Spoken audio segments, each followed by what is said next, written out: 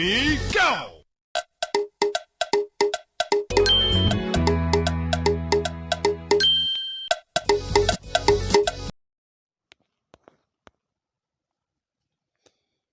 Breaking news.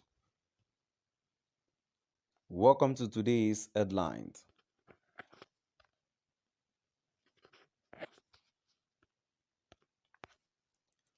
Why Peter Obi cannot be disqualified but can be jailed. Why Peter Obi cannot be disqualified but can be jailed. To my dear listeners from wherever you're listening from, please stay tuned as I read today's news.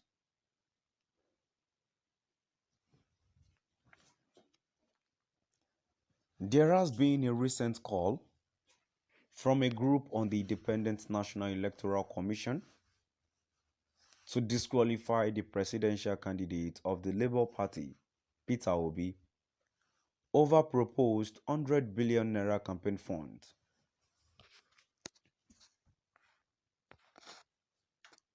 The proposed budget is outrageously above the 50 billion naira maximum expenses the Electoral Act 2022 stipulated for a presidential candidate to spend. However, the Constitution did not recommend disqualification of presidential candidate for spending beyond the stipulated expenses, but either to pay a fine or being jailed.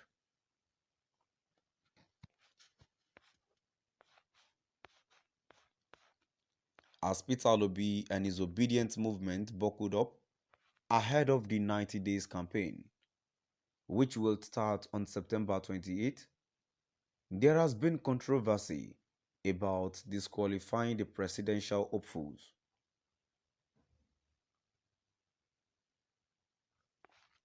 The call for Peter Obi's disqualification actually emanated from the decision of the national chairman of the Labour Party, Barrister Julius Abure, who inaugurated an 11-man diaspora committee to generate about $150 million and 100 billion naira crowdfunding for Obi's presidential campaign.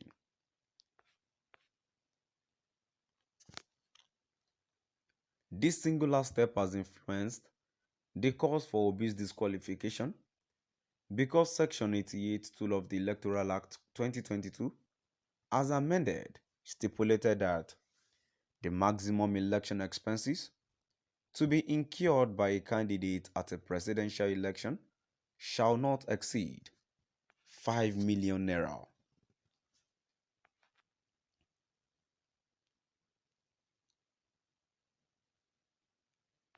Section 88(8) of the Act further added, no individual or other entity shall donate to a candidate more than 50 million naira.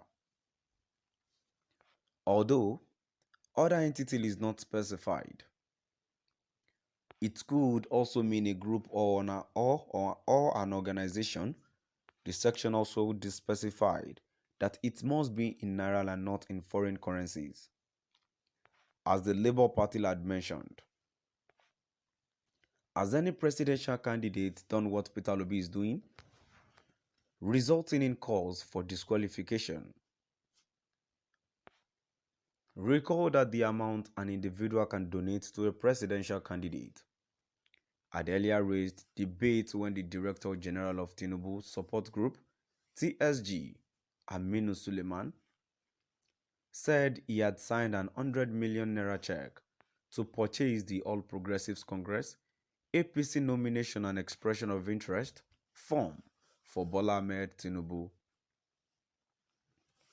Bola Ahmed Tinubu is the presidential candidate of the APC, but when the gesture was made, he was contesting for the party's primary. The gesture was rejected by the now ruling party flag bearer, on the ground that an individual cannot donate more than 50 million naira to a presidential candidate. Thus, some persons have seen the move by the Labour Party and Peter Obi as a violation of the Electoral Act. Why Peter Obi can be jailed? However, violators of this section of the Electoral Act cannot be jailed, cannot be disqualified, but can only be fined or jailed. This is because Section 88, subsections 9, 10, and 11 mentions the penalties for candidates violating the campaign finances provision.